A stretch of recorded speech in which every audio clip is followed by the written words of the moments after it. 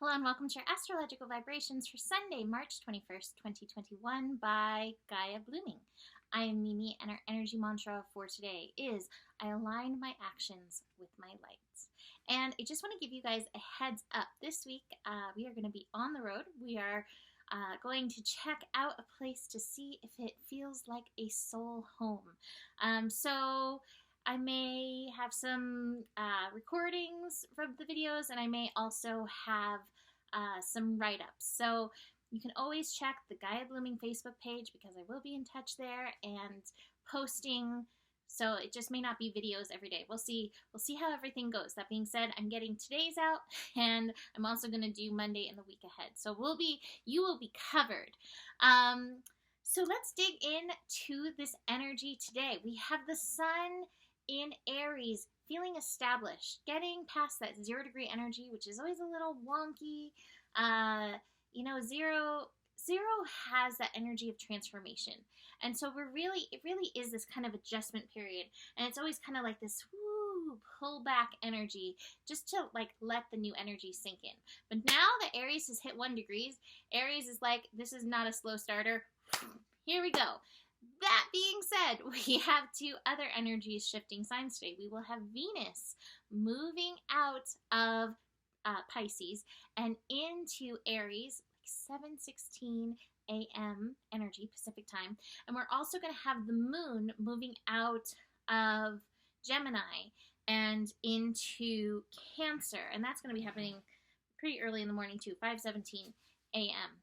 So early morning shifts, the moon moves fairly fast, so we'll get past that 0 degree energy fairly fast, but Venus will pretty much be hanging out at that 0 degrees energy.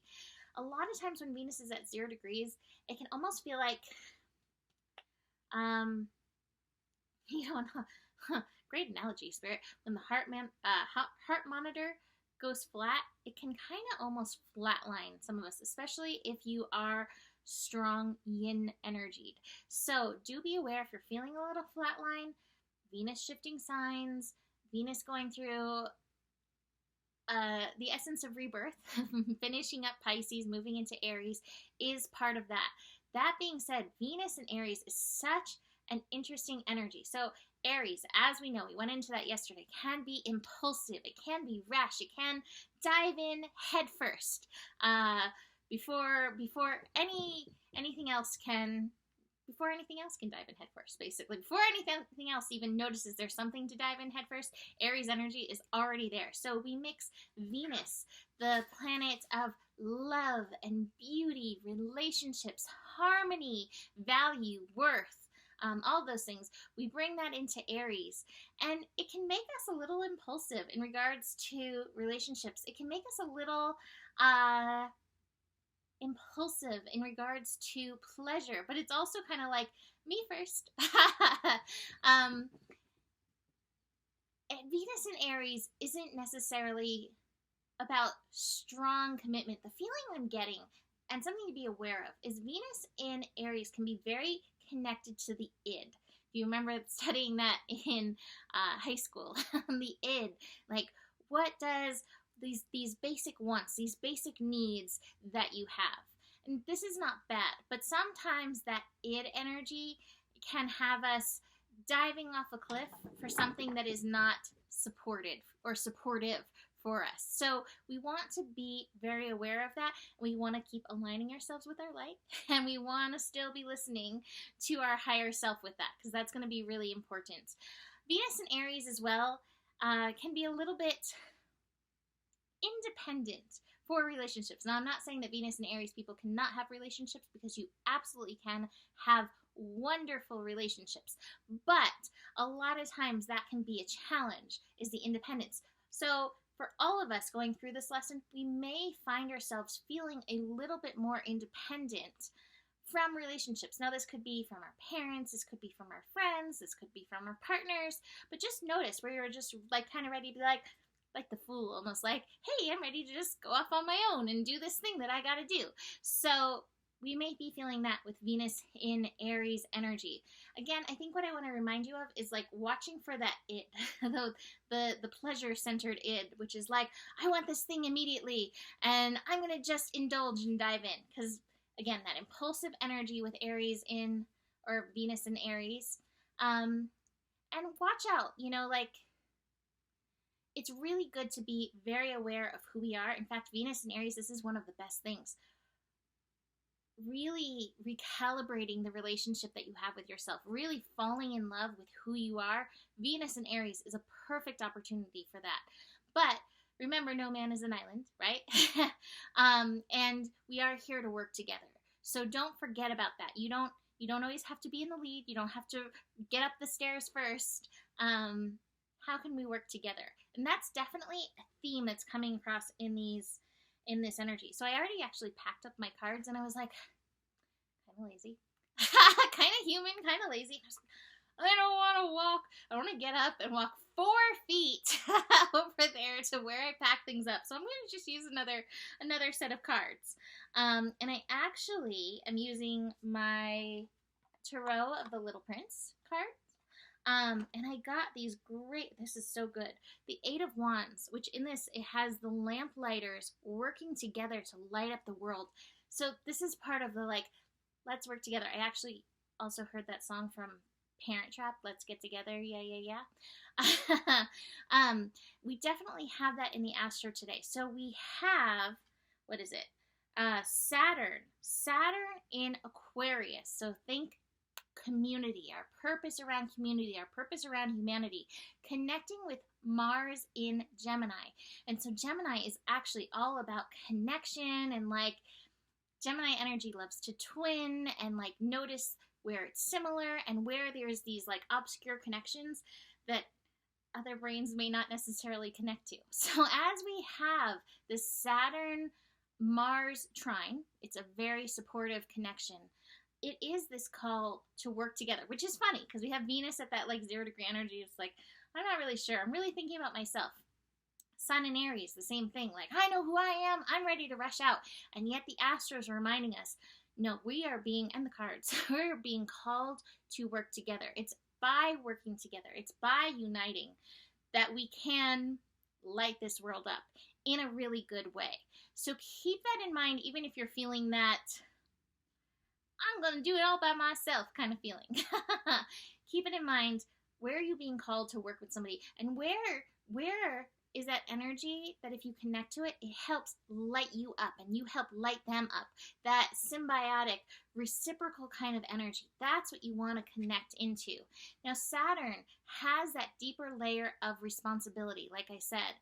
And so my feeling is like you may get glimpses or essence of purpose. And that's part of taking the action in this, is aligning with that.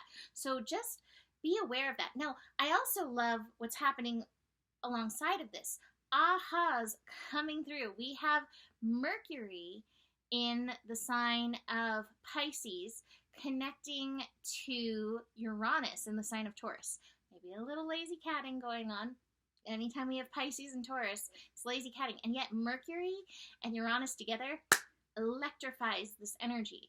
Now, anytime Mercury and Uranus come together in any way, especially in a sextile, which is like helpful and supportive, download city. Ahas coming through. So these ahas may be coming from the deep. They may be coming from the esoteric. They may be coming from spiritual.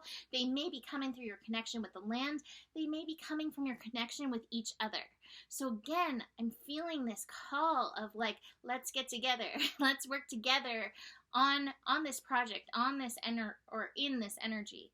So that's powerful. Whew. What else do we have going on? We have, let's see, moon shifting into Cancer. I didn't really talk about that. Okay. Sun in Aries, making us feel impulsive. Moon in Cancer, spiking the emotional energy. Okay, so moon in Cancer may bring along the feels with all of this. Aries doesn't necessarily always want to stop and feel the feels, but my feeling is that this moon in Cancer is not going to let us not feel the feels. So my recommendation is not zooming past whatever's coming up for you, taking time to allow the feelings to bring whatever healing is coming through with the feelings. And again, I'm feeling a lot of emotion in this energy as well. Like, get yourself in motion if you're feeling, because it could just be something moving through. You know, that Mercury-Uranus connection, it could be really deep. You may not necessarily have answers for it, but that emotion, being in motion, can really help move this along. So the rest of the connections through the day are with the moon. So the moon connecting to the sun, we have a square there. Again, I don't want to stop. I don't want to stop. Resisting the feeling of the emotions. Feel it and move on as much as you can. Let's see, moon connecting to Uranus. Again, maybe some triggers coming up, that Uranus energy. But again, these triggers, they are for your healing. They're for your understanding. Finally, moon and Mercury. So deep understanding, deep intuition, and that's really good to support these other energies that we're going through. So let me show you the rest of my cards. I only pulled 3 from this deck. So I have the 8 of Wands, getting together, working together. And 8 is that number of responsibility. So again, remembering that energy. We also have the 10 of Wands. And in this card, if you know the story of the Little Prince, it's where the snake is biting the Little Prince to send him back, send him in essence back to his planet. So he leaves this dense body behind to become who he really is again. And what they say in the write-up of this is really knowing your power. And so I get such a feeling of like the ability to light things up in this energy, knowing the power of your light, knowing the power of your actions, period, but knowing the power of your actions aligned with this light as well. Super powerful. And then the third card is the World card, a beautiful outcome. Really good things coming about as we come together, fully in our power, uniting, working together in our light. Not in the power, not any manipulative power or any false power. The power of our light working together, bringing about really good things. So as we're just getting started in this new year, new astrological year, this feels really, really, really good. I'm going to end that there, but no, don't go away. Mahalo, who never comes by, just came by to say hi. So say hi, everyone. It's like, this is not what I came over here for. You can book a reading with me. Email me, mimiclark@gmail.com. If you would like a reading, not this week, but the next week, this is a really good time to contact me to get that all set up, since I will be on the road. Besides that, the better it gets, the better it gets. There's more than enough love in the world for you. You have the power, and stay curious. Namaste.